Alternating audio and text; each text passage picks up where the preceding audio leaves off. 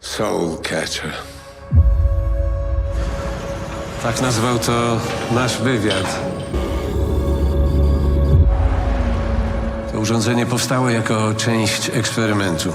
Miało leczyć raka. Nie muszę wam mówić, jak niebezpieczna jest ta broń w posiadaniu generała Namadoa. Przydać po nas. Kiedy? Teraz. Nie mów mi, że klientów masz. Po wylądowaniu szukamy przewodnika, a on wskaże drogę. Potem szybka ekstrakcja i wracamy do domu. Czekam na czysty strzał. Ojczyzna potrzebuje takich ludzi jak ty. Nie mówiłeś, że tu czeka cała zafajdana armia.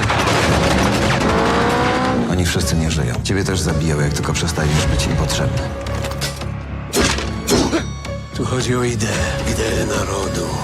Hey, we're friends. Wybieraj, jesteś z nami? To jak chcesz się stąd wydostać?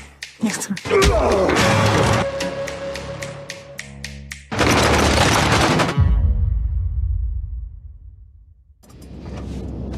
W sumie to dobrze wyszło. Za taką atrakcję to ja ich policzę podwójnie.